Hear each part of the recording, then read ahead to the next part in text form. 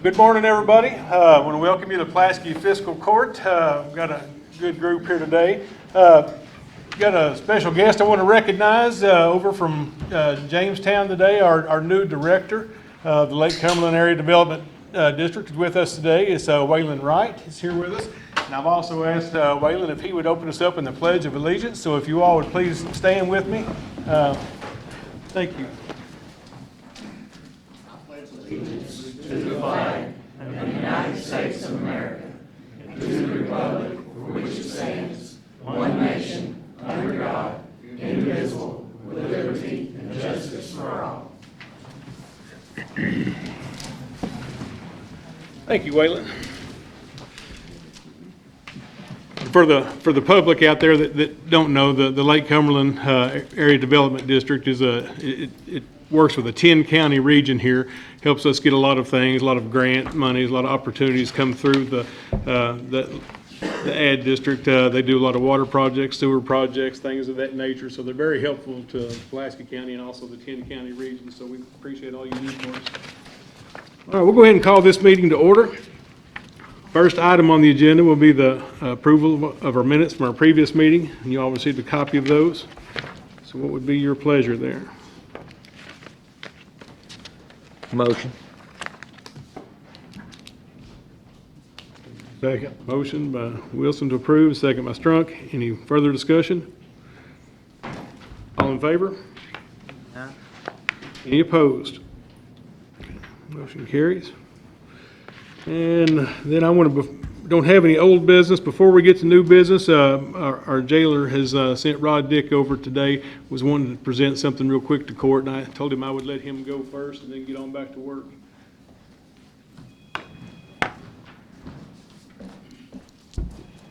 Judge, thank you. I didn't mean to disrupt everything, but since Anthony's been jailer, he's made it a point to try to present to the fiscal court at least at the end of every fiscal year what he's got going on, and we'll do that this morning. Keep in mind that with the community-based work programs that he's got going on, it's going to show on here from January to June 30th, but in actuality, those didn't start till actually about the 1st of March. But we'll go over as far as with some of the work programs that's been going on with cemeteries up to the 30th. They've cleaned up 69 cemeteries all across the county with a total contribution in inmate labor of 175.5 hours. Mowing, that was at parks, Woodstock, places like that. It was at least on an hourly rate of about 10 to 12 hours a week. And that totaled up to 933 hours and a half. And the big one, Mark, was trash pickup was 52 and a half tons of trash, and 897 hours of work. And if you had broke that down into miles, that's almost 500 miles, 471 miles to be exact. If you looked at the total contribution back to the county, and I call it sweat equity hours, Martin, it figured out to a little over 2,006.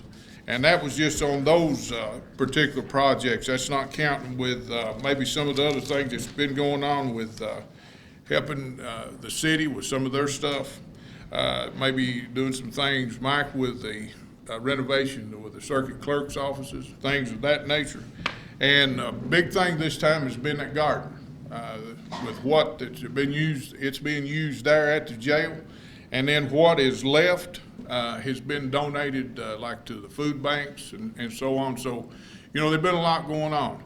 In addition to that, you know, we've had, we kind of picked up and been a good neighbor to some other counties that maybe got caught up in this COVID thing. And as a matter of fact, we're giving COVID shots over there today.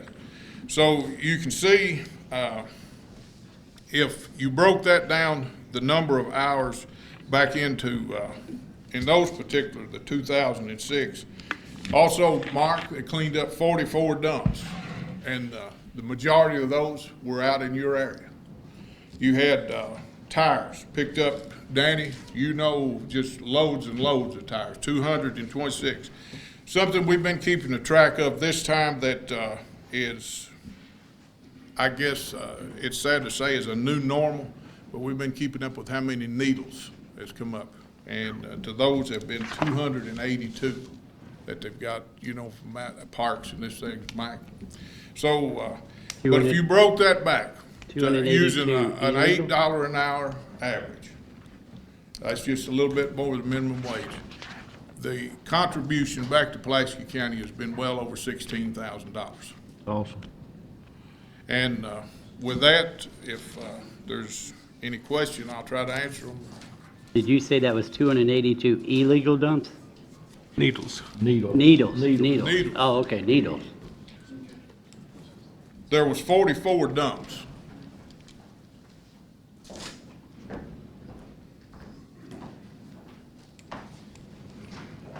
I definitely appreciate all the help in our district.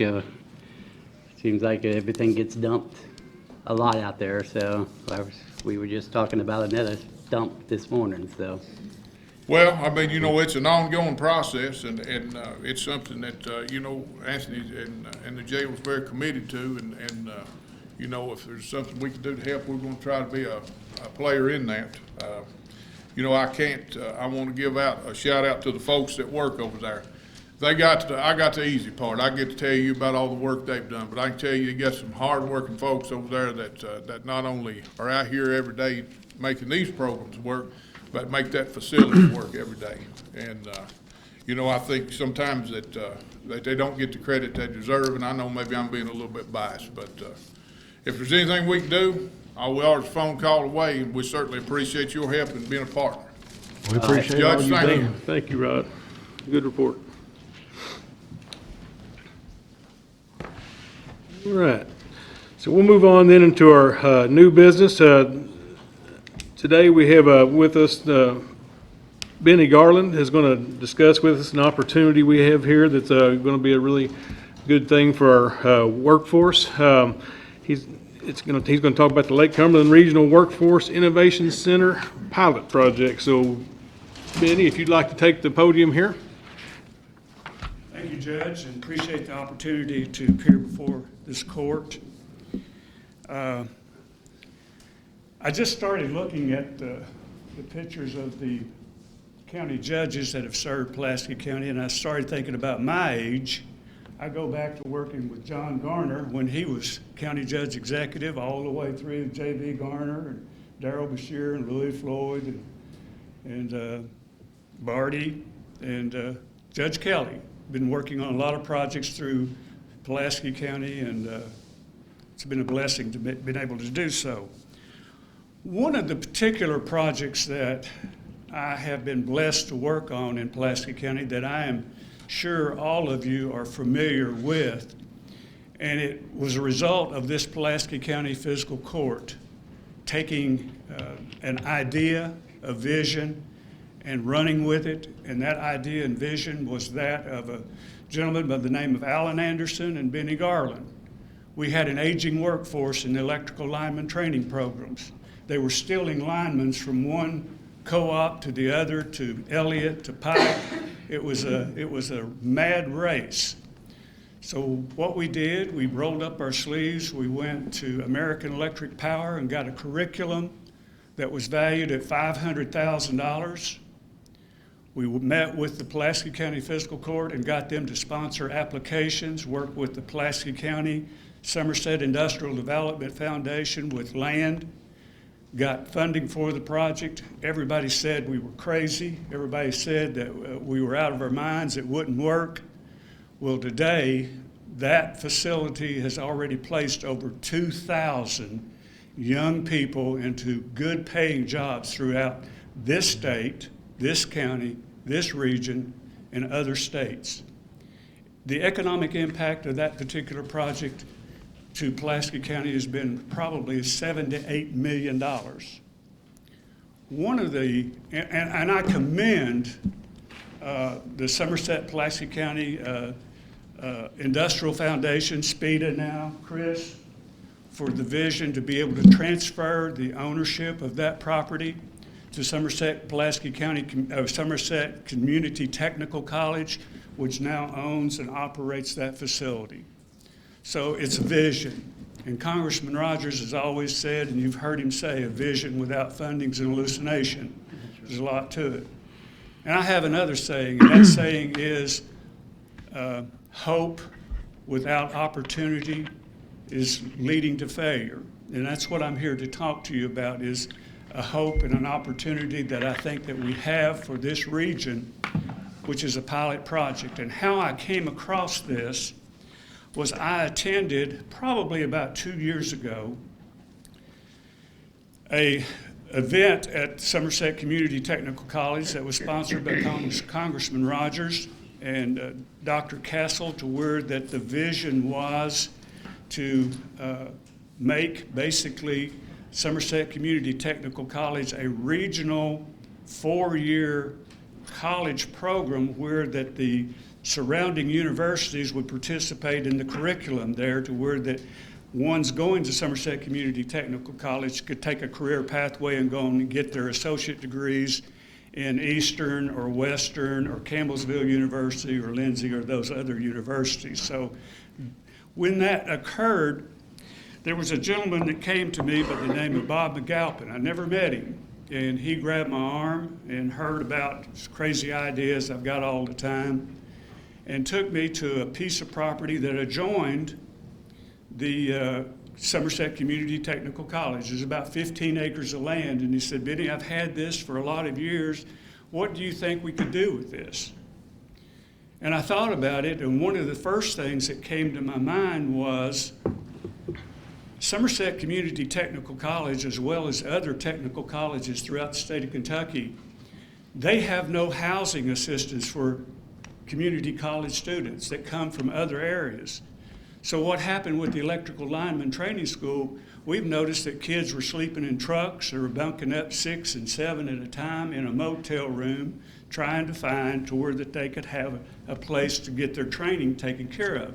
So I immediately saw that that might be a good place for some transitional housing for students.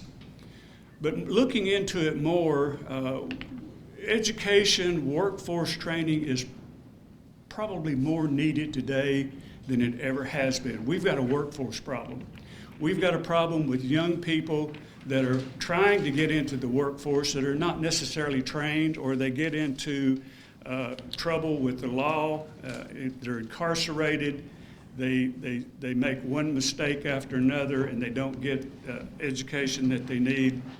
So when I was thinking about that, one of the things in my relationship with all of the county school systems throughout the years and job training programs, and working with the Lake Cumberland Area Development District and Wayland on a lot of federal grants that funded the electrical lineman training school. ARC funded it, Economic Development Administration funded it, the Community Development Block Grant funded it. I don't think Pulaski County put any money into it at all, but they stood behind it. They stood behind the vision. So with that, I started to think, these high schools that are having vocational programs, when a kid graduates from those vocational programs, they may be in carpentry, they may be in electricity, they may be in plumbing, they may be in 3D printing, they may be, but when they when they graduate, there's nobody grabbing that particular child by the hand. They may be in nursing, pre-nursing or something, and leading them to a centralized location where that they are giving intensive care, where that if that particular child wants to go on and pursue their education and get a higher level of degree in electricity or plumbing or HVAC or that, then they can go to Somerset Community Technical College and get that. However, if that child says, hey, you know, college is not for me, I'm sick of it, I just want to get a job, who's there to work with that particular child, carrying him by the hand and having the interface with the Cumberland's Workforce Investment Board that knows all the factories and businesses that are needing workers having those particular skills? The other aspect about this program is we've got a lot of young people incarcerated in jails for nonviolent offenses. I mean, they're good kids. They get messed up. They get caught for a lot of things. Probably when I was growing up, if I'd been caught, I'd maybe been in the same boat that they were in, just to be honest with you. But they're in a vicious cycle. So there's no centralized place for them to be referred to. The courts have they're throwing up their hands. You know, they have no resources to go to. So the idea came to me about what we need is a regional education and workforce transition center for all of these people to have a resource and to pull the resources of the Lake Cumberland Area Development District, the Cumberland's Workforce Investment Board, Somerset Community Technical College, the high school vocational technical schools, where we've got a comprehensive approach to address this training need for our future workforce within our region. Right now, it's helter-skelter. So with this idea, there is now, I have never seen in my entire lifetime, an opportunity that we have today with so much community and economic development funds that are out there. The American Recovery Act, as you well know, as magistrates, you've been allocated through the Biden administration and Congress $12.6 million for community projects. The Economic Development Administration just last week announced $3 billion for projects of this nature throughout the country. The Appalachian Regional Commission through ARC power programs. So there is opportunities to get a project of this nature funded for this region, but it takes the backing of a legislative body that's willing to be the applicant and to enter into a contract to basically wrap your arms around this property. I think it's good property. I had an architectural firm to give a kind of a layout of it. There's all kinds of potential for this project because it would be about 11,000, 12,000 square feet to where these students would have a place to store, if it's an electrician, some tools for them, or a plumber to have some tools to get them started. The other beauty about this project that I see is you've got carpenters, plumbers, electricians out there trying to hire somebody. But if they know that there's a center there with a good kid, they can contract with that kid, not as an employee, but under contractual relationship if they're 18 years of age or older, work them for about 6 months or so, or a year, give them a 1099 at the end of the year. But if they make a good employee, let that kid become a permanent employee with that, or the entrepreneur with the Center for Rural Development and SCID being right there in that proximity, they can give startup money for a kid to start his own business.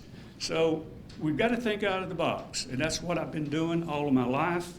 I've done a lot of projects, and it's my passion.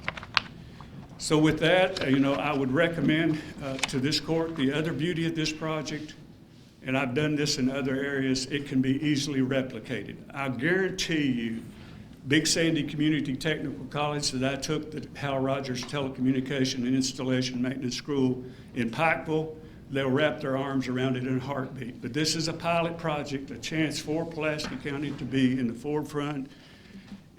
I would recommend that if you can tie this property up for a dollar option for 6 months, be willing to apply for these funds and work with the Area Development District to go after these funds to build this under a grant program, which I feel fairly confident we could get.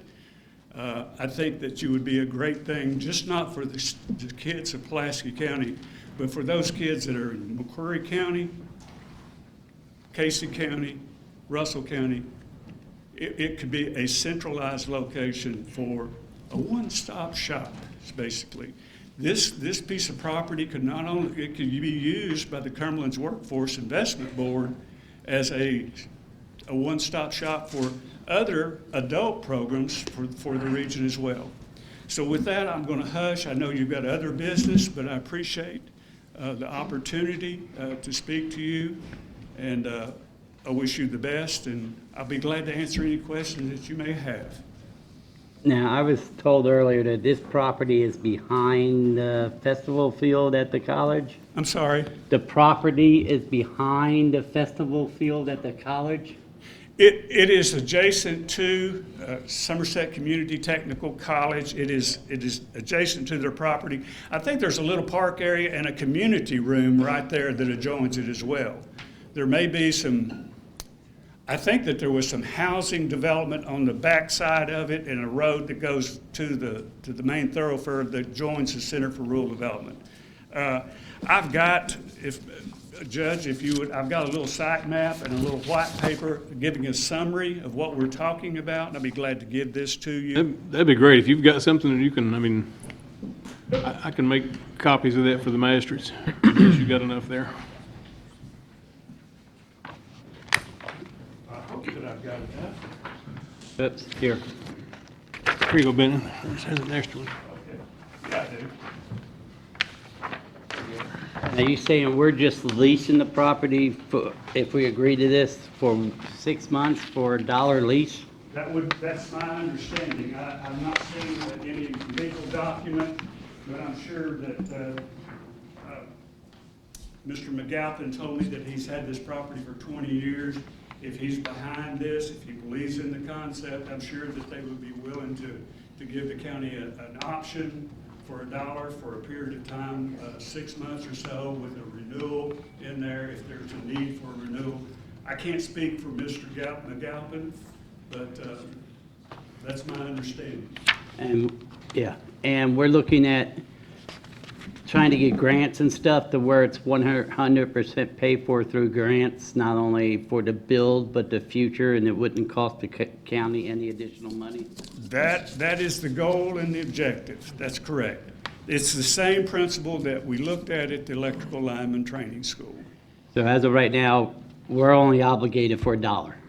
That's my understanding on the option. I make a motion, we approve taking the option for $1 for 6 months as he explores the option to help people. We don't have it right now. We don't have it in front of, we've got to have a contract, right? You gotta take a vote so he can do the contract. Okay. So I make a motion that we go ahead and pay the $1 option, and pending your signature on the contract, and no additional funds would be paid out, just $1. Motion by Ranshaw, did you get all that? And second by Wielden. It's good to have you back, by the way, Jimmy. Any further discussion on this?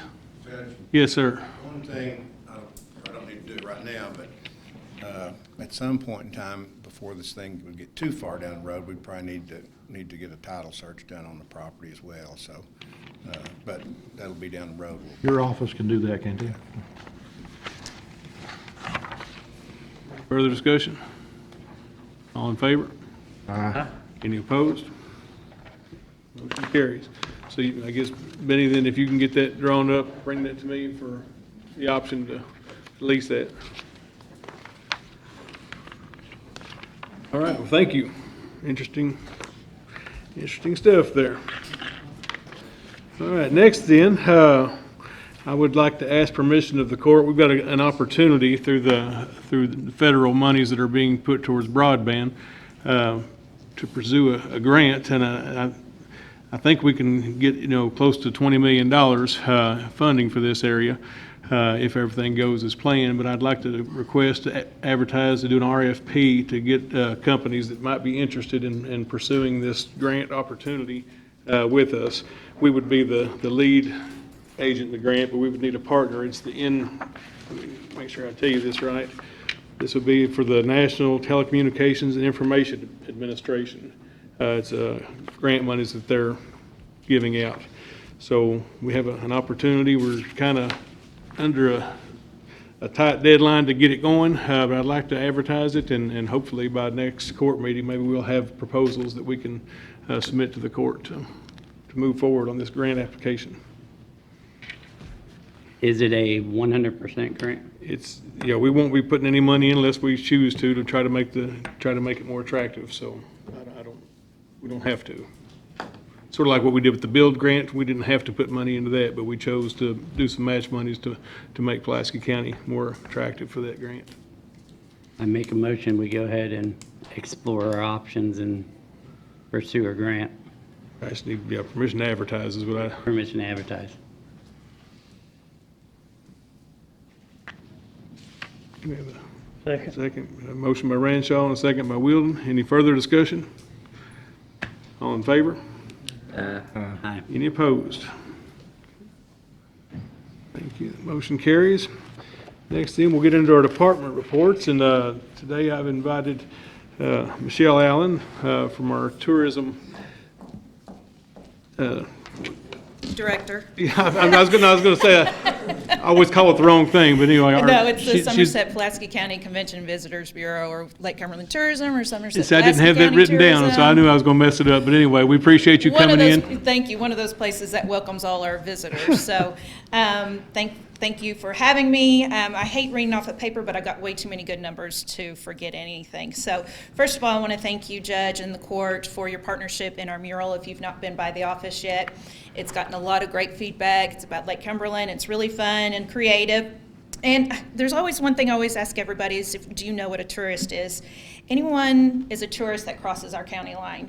We have 40% of Kentuckians that visit us here. So everybody always thinks it's somebody from Ohio, Indiana. Now they are coming, of course, but 40% of those people are actually people that live in Kentucky that are visiting Pulaski County. So we just recently had 3 major events. One of those was the Master Musicians Festival. They were celebrating their 28th year. Friday night was, this was a banner weekend actually for Pulaski. So Friday night we had 4,500 people to visit Master Musicians Festival. Their largest in the past with Willie Nelson was 1,500. So we got 4,500 on Friday night. Saturday night we had 6,500 compared to what we used to have at 4,500. So we had a really, really good turnout for Master Musicians Festival.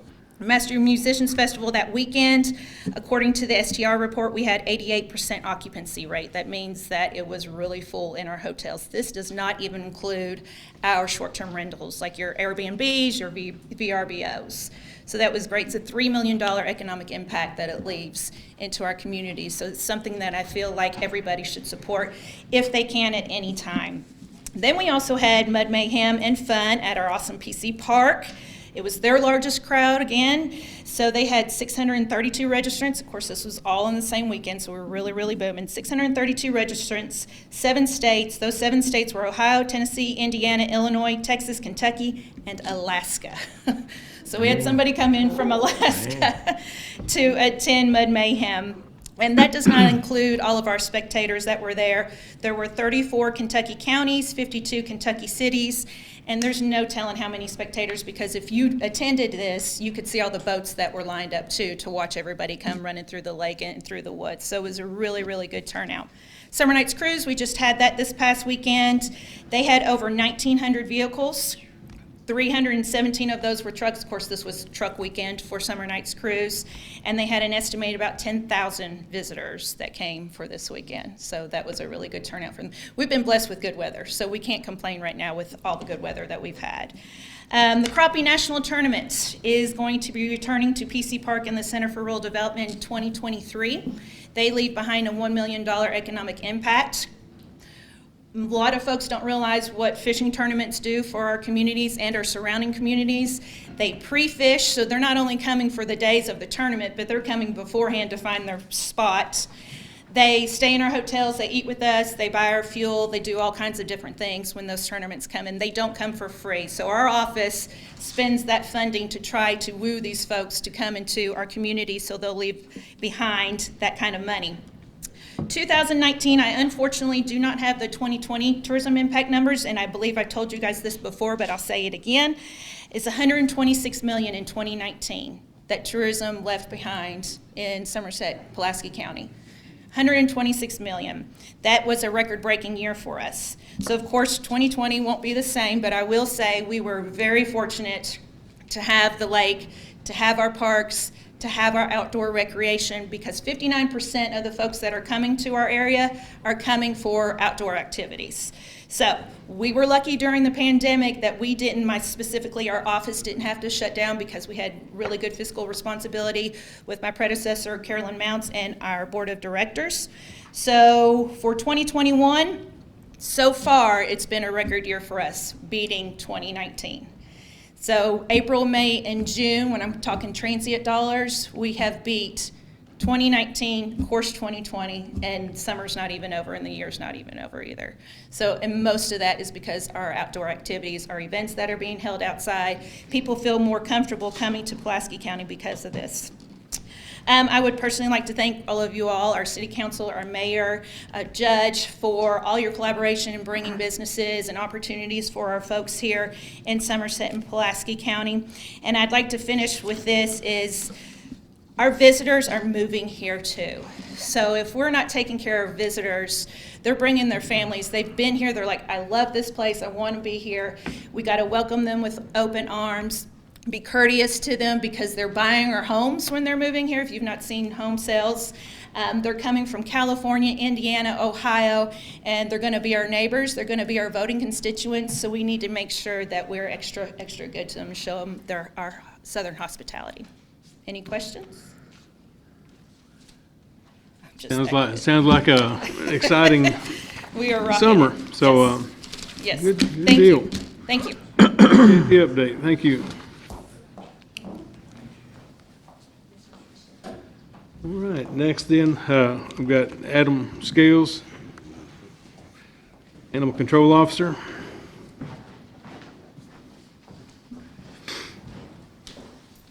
Good morning. The Department of Agriculture has opened up for applications for a spay and neuter program for next year and this year. It would be $3,000 and then a $3,000 match from the county. I would just like to ask the court if we could apply for this. Motion to apply? Second. We have a motion by Strunk, a second by Wilson. Any further discussion? All in favor? Aye. Any opposed? Motion carries. And then finally, we have a part-time position, and I would like to ask the court for permission to hire Aaron Fisher for this part-time position. Motion. Second. We have a motion by Wilden, a second by Turpin. Any further discussion? This is also a budgeted position already? Yes, sir. Okay. And we've not had to have anyone for that position, but with us not being able to get inmates, it's kind of a needed. Any further discussion? All in favor? Aye. Any opposed? All right. That'll be it. All right, thank you. Thank you, guys. Appreciate it. So our road department, y'all have got a copy of the road work request in front of you. I didn't see any speed limit changes there, so entertain a motion to accept the road work request. Motion. Second. Motion by Wilson, second by Strunk. Any further discussion? All in favor? Aye. Any opposed? And I don't see on here where they requested any rock or hot mix. Is that correct, Dan? Okay. All right. Next then will be fire. I guess Stacy's here. You want to surplus some vehicles? I had 2 vehicles surplus, but after talking with Martin there a minute ago, I need to go back and talk to the chiefs before, so we'll put it back on the docket next court meeting. Okay.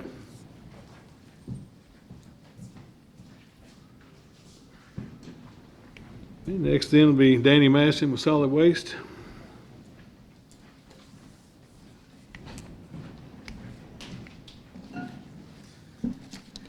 This morning, I bring in for 2 part-time hires, no salary change for fiscal court. 109 board will take care of both salaries. Their names are Terry Couch and Zach Edwards. They'll start tomorrow.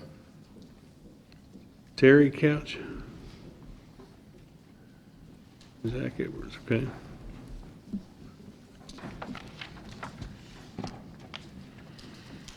We need a motion to, Yeah. Oh, separately or together? We can do it together unless there's an objection. Motion. a motion by Ranshaw, second by Turpin. Any further discussion? All in favor? Aye. Any opposed? That's all I Motion had this carries. morning. Thanks.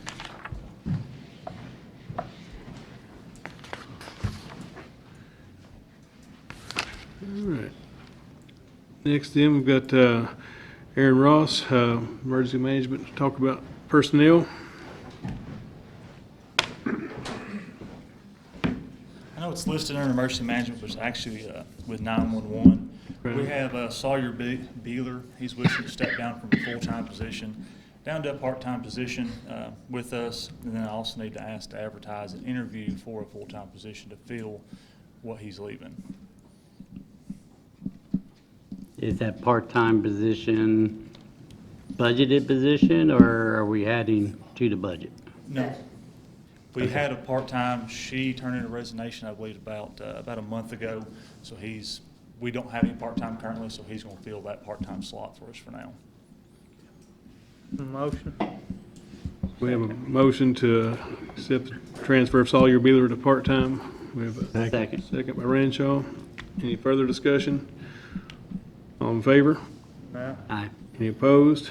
And then we need a motion then to advertise for a full-time position. Motion. Motion by Ranshaw, Second. second by Strunk. Any further discussion? All in favor? Aye. Any opposed? I just want to give you guys a rundown of the new 911 center that we're building over there. Actually putting together. It'll be state-of-the-art. We're moving essentially from our max consoles that we can have at our current site is 4. We cannot progress past 4, so we don't have any room for expansion or anything like that. The new center, we've actually set it up to hold up to 11 consoles in there. So this is a center that I don't anticipate ever leaving. I mean, we've got room for expansion. Everything's there that we're ever going to need. I don't foresee us ever moving to an 11 console center. If we do that, we'll probably be the size of Louisville or Lexington. One day, hopefully, through everything, we might get to that stage, but right now I don't anticipate that. With the new system, currently one option we don't have is we can't roll our calls to another county. Our calls currently, if something happens to our center, it rolls over to the Sheriff's Department. That's one line. Luckily, in my time being there, we've never had to utilize that. But with the new system that we're bringing in, we're able to roll that to any county we want. I can roll it to your guys' cell phones if we want to go that route. But we can actually roll it to cell phones anywhere we need to roll those 911 calls to. If it ever comes to it. But we can roll those to any other county, any of our cell phones, our personal cell phones. And with our system there, the vendor actually, after we went ahead and processed it, she threw in a mobile console for our phone system, so that she's actually giving us a laptop. So that's in addition to what we have. That's no cost to us. They're setting it up and giving it to us for free. It's about a $20,000 option. They're giving us that console, and essentially I can go to, if I'm on vacation in Tahiti by chance, win the lottery and move down there, I can actually dispatch for 911 from anywhere in the world as long as I have internet connection. That's a big thing for us that we didn't have before that I think is really going to be a game changer for us. It'll allow me to sleep better at night knowing that those options are in place. And with that phone system, currently we do house our own servers, our own phone system. We maintain our own databases. We're actually the smallest in the East, I guess the East Coast, we're the smallest center that manages their own database. Other centers that manage their databases are like Louisville, Chicago, stuff like that. We're currently the smallest, but we're moving over to a hosted system, and what that allows is there's going to be servers geodiverse in the state. So we'll have servers based on each end of the state. So essentially we should never go down. If something happens in the East End, we still have the West End servers up. Also with the new CAD system, one big push there that I think is really going to be beneficial. It'll take some getting used to, but we have the ability to, on 911 calls, I can actually send the 911 caller a link. She can upload photos of the incident, things like that, so dispatch can go ahead and view those photos prior to an officer going on scene. With the new CAD, It also has a mobile application that if departments in the county choose to purchase, they can actually pull up all the CAD details on their phone. Any pictures that the caller sends in to us, that'll come through on their phone. The officer can view those pictures prior to going on scene, things of that nature. It'll help us in determining, I know a lot of times we get callers that just drive by a crash, and so we don't have any details. But if we can at least grab a picture while they drive by, we can send that to the fire department, and they can distinguish, okay, we need to roll this truck, and this truck with this personnel need. Then on the EM side, through COVID, we received about $2.2 million, a little over $2.2 million through COVID, through the funding, me and my team over there. And then with the winter storm, we've applied for it. It's around $500,000 in funding. We've submitted hundreds of pages for the winter storm. We're getting ready to roll over to the flood damage, and those hundreds of pages are going to turn into thousands of pages, thousands of documents we're going to have to send up. So that's going to be I think we completed the winter storm fairly quickly as far as paperwork, but as far as the flood damage, I do anticipate it's going to take quite a bit longer. It's going to be very time consuming, a lot of long days to get that submitted in time and up to them. But that's all I had. I just want to give you guys a rundown. I appreciate it, guys. I got a question for you. On the new 911 center, was that paid for from COVID money, or is that? COVID, ARPA, any kind of excess funding. COVID and ARPA is the main So funding source. there's no funding from the county budget went into that facility? Minor. It's minor. Joan helped me out through all that, but I know the COVID funds is really what pushed it. And the other thing I'm concerned about is the current building that you're in. We have a bond out for that building. What's going to happen to that building? We'd never pay that bond off by selling that building. From my understanding, we owe too much money. No. It's the numbers I've seen. So we can sell that building and pay off that bond. Absolutely, Mark. Is that the plan? Absolutely, Mark. Good. Surplus it, put it back in the budget, and give it to the people to use. I just want to make sure we can get out of this building and pay that bond off. Absolutely. So, okay. Give you more blacktop in that truck and drive around everywhere. Thank you, guys. Thank you, Eric. All right, next then, Joan, welcome back. Thank you. When Steve said welcome back, as most of you all know, I have been very, very ill. Therefore, I am behind. So I just wanted to give you a little update. Everything is going well with my office. The girls, my staff pitched in where they could to keep everything as much as bills and running, of course, obviously payroll. But as far as my paperwork, I will probably be about a court meeting behind until the end of August. So just bear with me. I'm trying to, of course, my job doesn't stop when my body does, and about 10 extra things come up. So if you all just bear with me, I will have everything done, and I will make sure all parties are aware of my delays. So other than that, yes, Mark, we will be able to sell that and pay the bond off. Other than that, we did have a very good year. Our 2020 budget is currently in review at the state, and in the middle of August, we will be starting our 2021 audit. So I feel like we've been in audit for the past 3 years, and it's making me lose my mind, but that's all right. So, and Jimmy, I'm so happy to see you back. Right here. I've missed my court buddy, so that's it. If anybody has any questions about anything, ask now or call me or whatever you wish. All right, you didn't have a fund transfer? No, I did not. Okay. I had It was nothing. listed on there, okay. We're good. I mean, when we don't have fund transfers, that's a good thing, so. Thank you, guys. Great. Thank you. All right, then, let's see, we have Velda Begley is here for our citizens' comments. They're building a Dollar General store out on 80, and she is 8914, and she's concerned about the traffic changes that are going into her residential area. So if you would like to take the podium, please, Ms. Begley. Thanks for having me today, Uh-huh. Judge. I really appreciate it, and Jason, I appreciate you helping. The thing is, they're getting 2 entrances to 80. Hacker Court is a very small road that shut off years ago when they made the new 80. It's got no entrances, and we use it mainly for our kids to play, from Hermine Lane to Hacker Court. This road is falling away right now. I think you went out there and saw. There's nothing to hold the road. The dirt's gone, and the pavement is falling in. We have a road closure sign there right now, but this morning I have pictures that were a tractor trailer on that road. Now, you know, I worked in transportation for 25 years.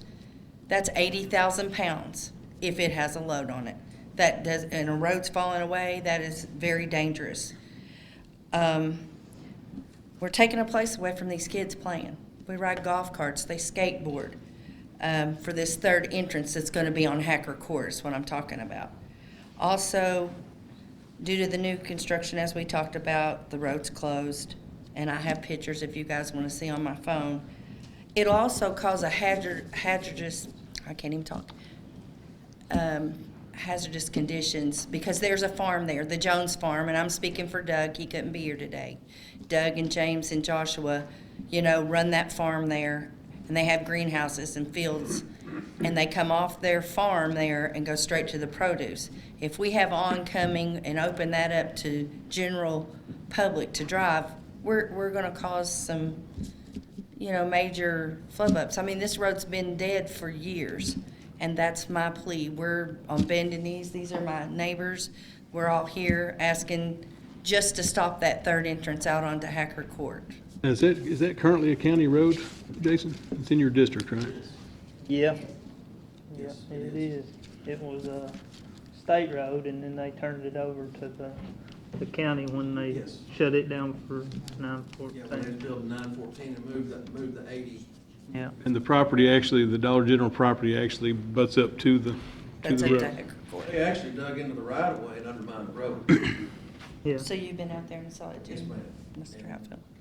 Yeah, we went out and took pictures. Martin's been out there a few times, and It's bad enough, and I'm sorry, that I have to see it in my front door, you know, but the point is, I can live with that, but with the entrance, that's why I'm begging, you know, they don't need to be on that little county road, especially tractor trailers. That's my biggest plea.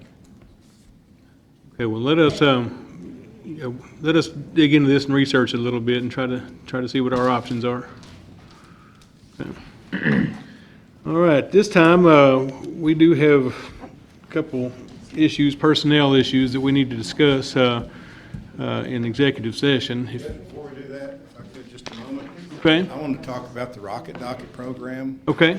Just update you all, because we got the grant renewed, and most of you were here. Mark, you may not have been when we started it, but this court had the foresight years ago to invest in this Rocket Docket program when we were one of few in the state that was actually doing it. And it's one of those true partnerships or evidence of teamwork, where it's got my office, the Commonwealth Attorney's Office, you've got the circuit court judges that are involved in it. Without everybody's at the jail, without everybody's cooperation, it wouldn't work. And the numbers are just astounding, as they have been, you know, year in and year out. It started out with this court offering or giving us in the Commonwealth Attorney's Office $50,000 in seed money to get it started. And the whole goal behind the Rocket Docket program is to get, well, there's 2 goals. The first goal is to seek treatment for people who've gotten charges because of drug issues. So that's the number 1 goal of Rocket Docket. The second goal is to not let those people linger in the detention center for months before their case is finally resolved in circuit court, because most of those cases start out in district court. We have the arraignment, we have the preliminary hearing. Many times they can't make the bond, so they're held there until the case is presented to the grand jury, and then they're arraigned again, and they get hire a lawyer, get a lawyer appointed, and it just, that whole time, the county's funding keeping them in jail. The state doesn't become financially responsible for a criminal defendant until they have been pled guilty and sentenced on a felony case. So that can take months. So we identify people, the Commonwealth Attorney's office representatives come over to district court. I've got 2 folks in my office who help out with the rocket docket. One of them does all the rocket docket prosecutions in circuit court. He's cross-designated. But we try to identify people in district court who I described earlier that have drug charges, that have addiction issues, and we try to get them into treatment or education or rehab or whatever we can do, and get them out of jail to be able to do that. So, of course, everybody keeps stats, and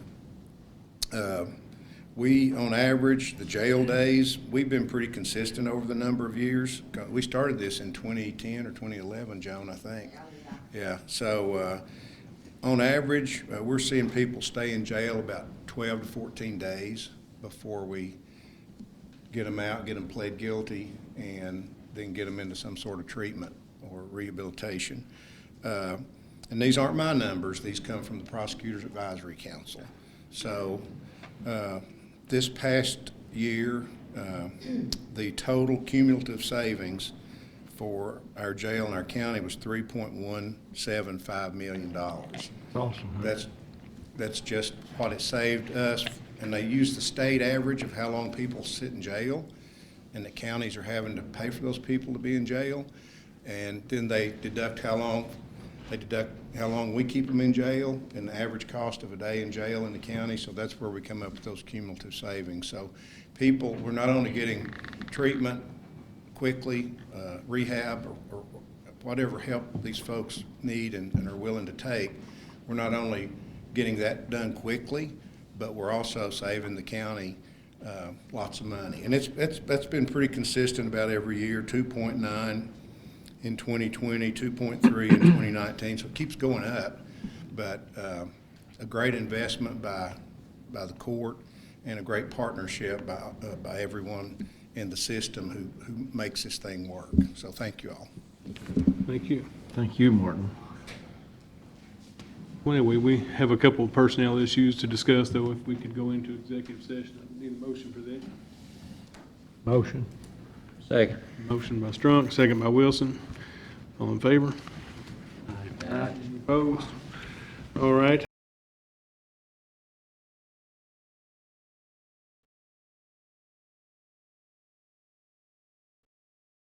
Isn't that hilarious?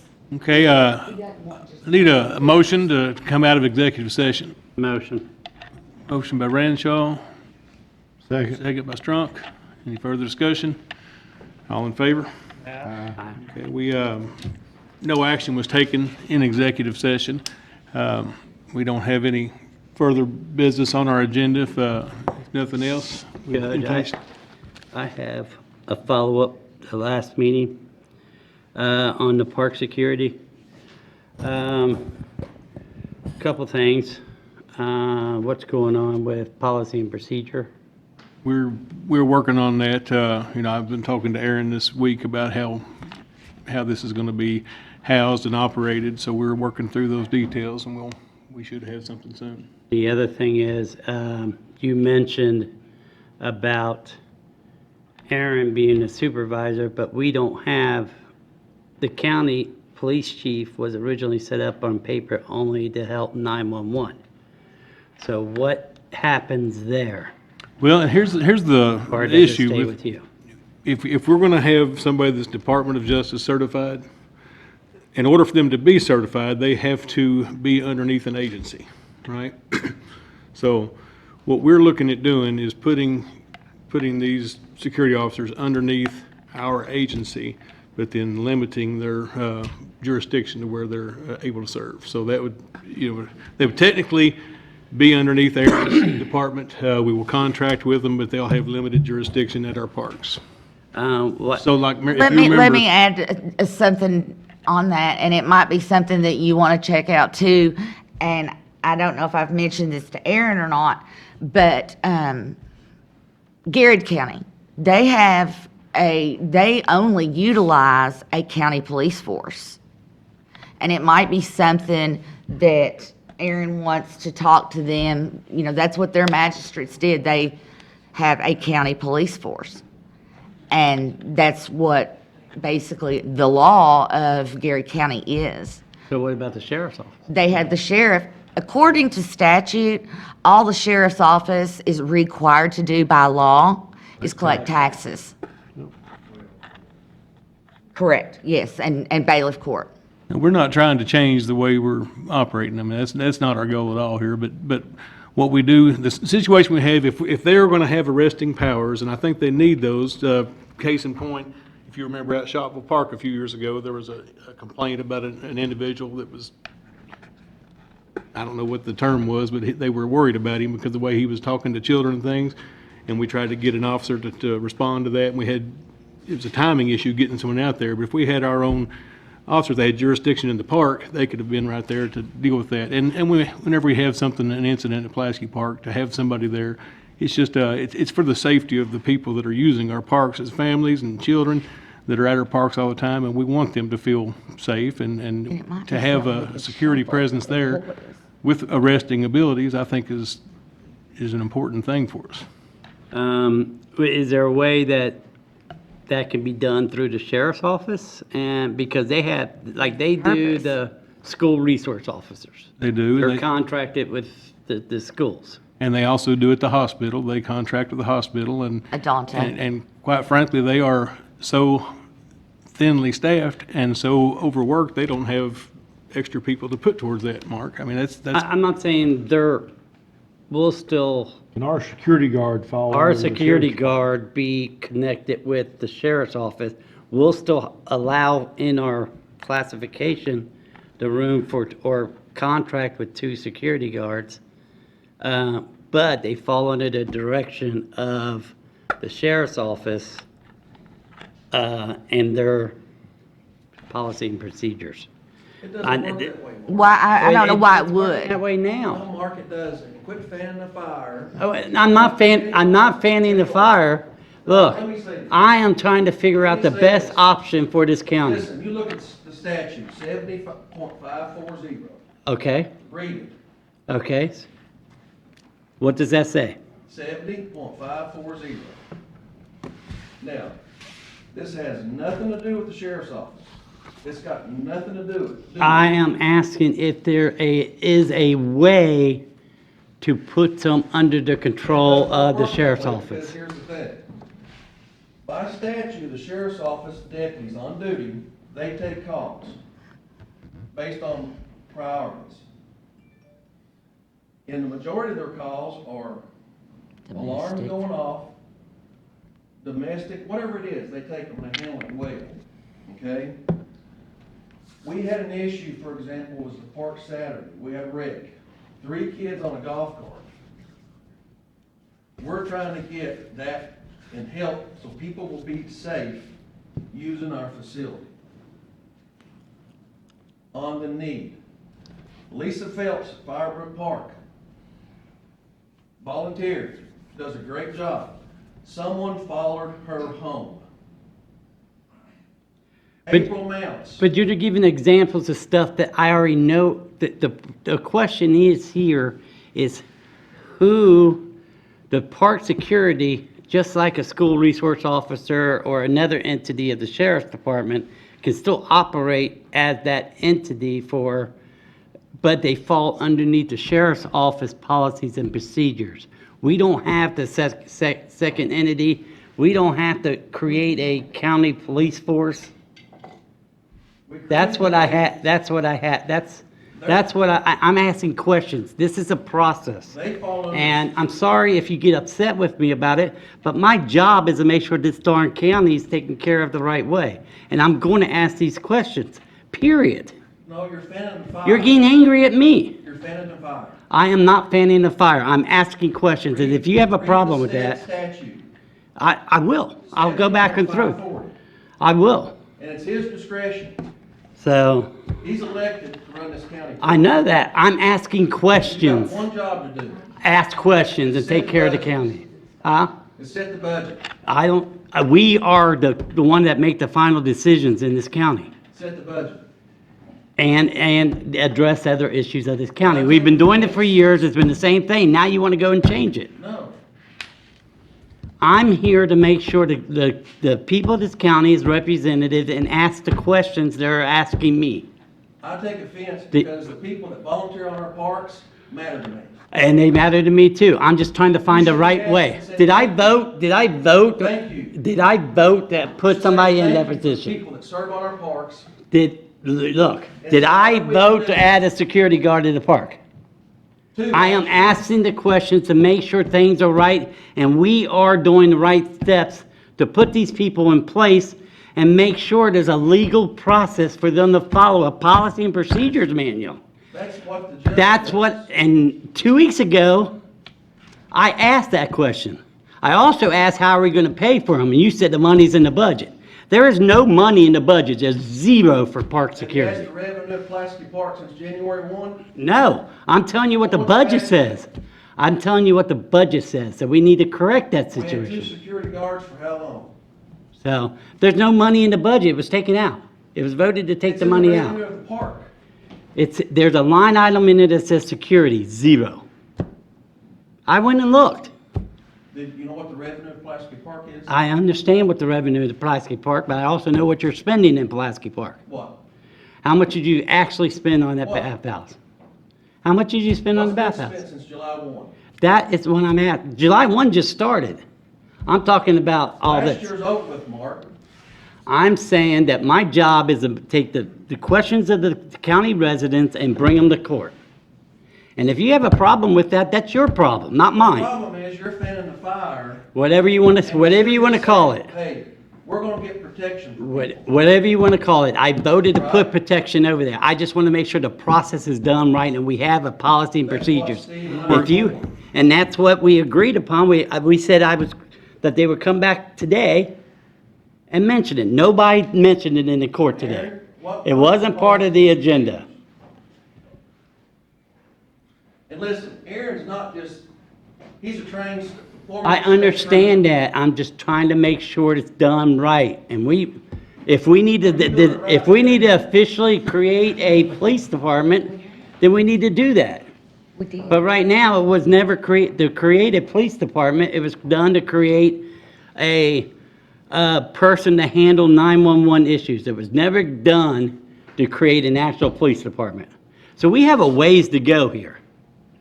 No, it's actually was done by permission of this court to keep our 911 center solvent. Right, but with nothing else. We voted to do this for 911. We didn't vote to do this to have additional security at every entity. That's why I'm trying to make sure this is all done right. The citizens of this county has questions, and it's my job to bring it up. And if you have a problem with that, then that's your problem. You call it what you want, call it fanning the flames or whatever you want to do. But it's my job to bring the concerns of the citizens to this court. Aaron? As far as the policy procedures go, I am working through those. There's a bunch of model policy procedures that came out from the Kentucky Association of Chiefs of Police. And through those, really your policy procedure is how you get trained at DOCJT or any other state agency. It's the same way I was trained in Ohio. Those procedures are laid out, and it's based off KRS, it's based off law, and that's your basics of how to handle incidents, somebody, God forbid, shoot somebody or an officer shoots somebody. That investigation's all laid out in there, how it's got to play out. It goes down to official misconduct or health and safety standards you guys are. That's really the policy procedures, just putting on paper how you were trained. That's all the policy procedures are. I've got 100-something working on right now, 100-something individual policies. And out of those, I've probably got 20 or 30 of them done. Just going through, reading through them, changing things, making them writable to us. That's where the policy procedures are at currently, as far as physically on paper. Thank you. It wasn't part of the agenda, so. But the other question becomes, do we want a full-fledged county police force? A full-fledged can- county police department. Would be limited. We can continue to deal with this. At the end of the day, what we're trying to do and what I feel like the best plan to provide security and safety for our parks and for our families that are using the parks is to go ahead and do what we've got in our power to do, and that is we have a county police chief, and all we're gonna do is put 2 officers underneath his jurisdiction that have jurisdiction only at our parks. It's not gonna be a county-wide police force, it's gonna be at our parks that we provide for our families, and we're trying to make them safer, Mark. And I don't know why you have a problem with that. I don't have Other than you've got 2 people on your Facebook that are asking you these I questions, don't Michael have a Powell problem. and the other lady that asked these questions, and he's right. I don't ask questions. He's right. You are taking your Facebook people and the ones that have openly been against me or the county government, and it's, a lot of those people have been made comment after comment after comment, negative, and you are taking those comments the people who and call putting them me? in front of us here, and they love it. They're What about using the you like a people little that call puppet. me every day? Well, What they're about the using you people like a that- puppet. They're not using me. I am trying to do the best and answer the questions for this county. I'm trying to do what's best for our parks and what's going on in Pulaski County. I think I this is I voted to put a guard in that park. okay, well, then let me do the work. Then I asked to come back today. Just let me do my job. What do we got to do? I'm working with Aaron to get the policies together. Do we have to vote to make a official police department? No. It's done. We're just asked permission to hire 2 security, and we're gonna put them under his jurisdiction so that they can have their certification, and we're just gonna use them at our parks. We're not gonna be out here patrolling the Pulaski County. That's what we leave up to the sheriff and the Somerset PD to do that, and they do an excellent job, but we are gonna put extra security for our parks, and you all voted to let me do that. Just let me do my job and quit trying to micromanage me. I am trying to ask questions that I think are necessary for this county. Okay. And if you don't like that, then Oh, I love that's it. when I got a problem. I love it, but I just think you're misguided on who's asking the questions. But anyway, can we adjourn our meeting? Motion. We have a motion, do we have a second? All in favor? Aye. Any opposed?